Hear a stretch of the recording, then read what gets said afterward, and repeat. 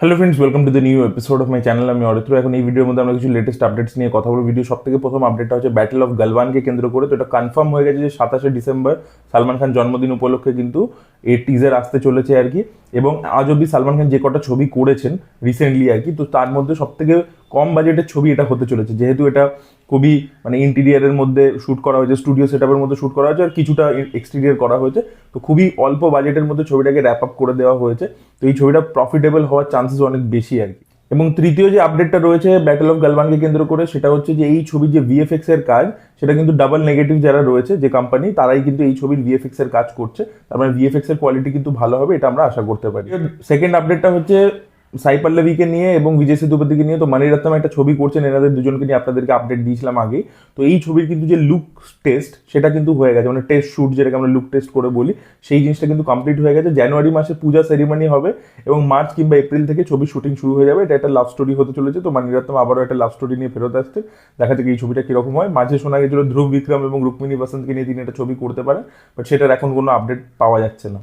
ভিডিওর পরবর্তী আপডেট হচ্ছে সূর্যা 47কে কেন্দ্র করে। তো সূর্যার এই যে ছবিটা মালায়ালাম ডিরেক্টর জিতু মাধবনের সাথে তিনি করছেন, তো এই ছবির যে প্রোমো শুট সেটা রিসেন্টলি সূর্যা কমপ্লিট করে ফেলেছে এবং তারপরে জানুয়ারি মাস থেকে আবার তিনি বাকি ছবি শুটিং শুরু করবেন আর কি। প্রোমো শুটটা তিনি কমপ্লিট করে ফেলেছেন। তো প্রোমোটা মাইট বি হয়তো আমরা নিউ ইয়ার উপলক্ষে দেখলেও দেখতে পেতে পারি। ধানুষ চুপচাপ একের পর এক ছবি র্যাপ আপ করে, তার দেখবেন বছরে অনেকগুলো করে কাজ আসে।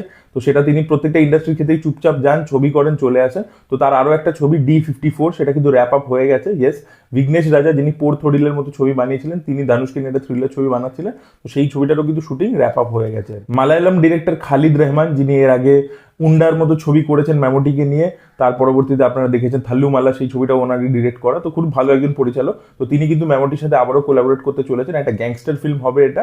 তো খুব শীঘ্রই এই ছবির কাজ শুরু হবে আর কি। কিক 2 নিয়ে অনেকগুলো আপডেট দিয়েছিলাম, যেমন অক্ষয় খান্না এই ছবির মধ্যে ভিলেন হতে পারে, উন্নি মুকুন্দের নামও উঠে আসছিল ভিলেন হিসাবে, কৃতি সেনন হিরোইনের চরিত্র প্লে করতে পারে। তো এই ধরনের আপডেট উঠে আসছিল, বাট এখন শোনা যাচ্ছে না, কিক 2 কিন্তু যা যা আপডেট উঠে এসছে এগুলো ট্রু নয় একটাও। কিক 2 এর এই মুহূর্তে কাজ হচ্ছে না, মেকাররা মানে এখনো কিছু ডিসাইড করেনি, এখনো কিছু ফাইনালাইজ হয়নি। এবং যেটা শোনা যাচ্ছিল যে 27শে ডিসেম্বর হয়তো কিক 2 এর অ্যানাউন্সমেন্ট এসে যেতে পারে, সেটা কিন্তু এই মুহূর্তে হচ্ছে না। ভিডিও পরবর্তী আপডেটটা হচ্ছে কিয়ারা আডবাণীকে কেন্দ্র করে। তো বেসিক্যালি ইয়াশের যে আপকামিং ছবি টক্সিক, তো সেখানে কিয়ারা আডবাণী হিরোইনের চরিত্র প্লে করছে। তার ক্যারেক্টারটার পোস্টার একটা রিলিজ করেছে কালকে। ক্যারেক্টারটার নাম হচ্ছে নাডিয়া বলে। এবং পোস্টারটা দেখে আমরা বুঝতে পারছি এই ক্যারেক্টারটা একটা ডান্সারের চরিত্র হতে চলেছে কিয়ারা আডবাণী। তাকে খুবই সুন্দর লাগছে ড্রেস ইত্যাদি পরে। এবং তার সাথে আপনারা যদি ক্লোজলি দেখেন, মুখটার ওপর জুম করে দেখেন, আপনারা যদি ক্লোজলি দেখেন আর কি, তার মুখে চোখে তো মেকআপ রয়েছে এবং সে যেহেতু কেঁদেছে তাই জন্য কিন্তু মেকআপটা পুরো ধুয়ে গেছে, নষ্ট হয়ে গেছে আর কি।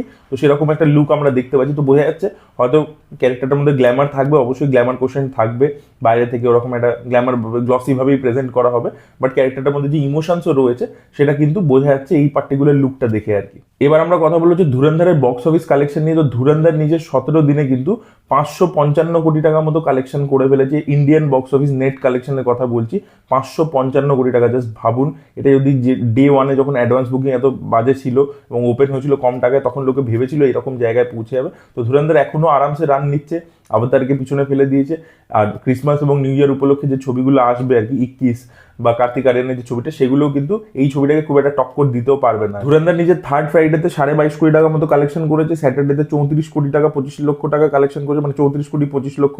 আর রবিবার দিনকে আর্লি এস্টিমেট উঠে আসছে 38 কোটি 38 কোটি টাকা রবিবার দিনকে কালেকশন করেছে। এটা থার্ড সানডে কিন্তু, হ্যাঁ। তো দারুণ এটা কালেকশন করছে এবং ওয়ার্ল্ড ওয়াইডে 800 কোটি টাকার গন্ডি পেরিয়ে গেছে ধুরন্ধর। 16 দিনেই পেরিয়ে গেছিল, এখন তো 800 কোটি প্লাস হয়ে গেছে আর কি। তো দেখা যাক ওয়ার্ল্ড ওয়াইড কালেকশনটা 1000 কোটিতে যায় কিনা আর কি। ধুরন্ধরের ক্ষেত্রে শোনা যাচ্ছে যে রিলিজ ডেট যেটা ছিল ওটিটির ক্ষেত্রে, সেটা মেকার্সরা আরো পুশ করবার চেষ্টা করছে, যেহেতু ছবিটা হলে এখনো খুবই ভালো পারফর্ম করছে।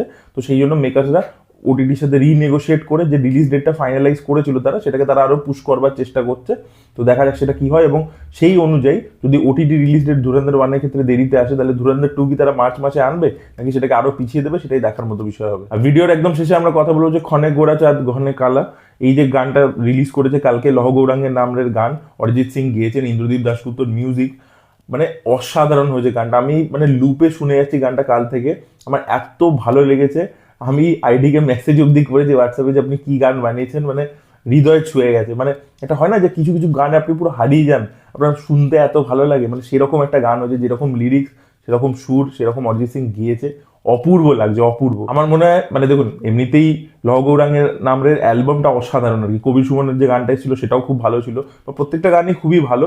বাট এই গানটা যেন একটা অন্য লেভেলে গিয়ে হিট করে, মানে জাতিস্বরের ক্ষেত্রেও দেখবেন যে পুরো অ্যালবামটাই খুবই ভালো ছিল, বাট এ তুমি কেমন তুমি ওই গানটার যে ইম্প্যাক্ট সেইটা বাকি গানগুলোর মধ্যে ছিল না। তো ওই একটা একটা হয়ে যায় এরকম ছবি।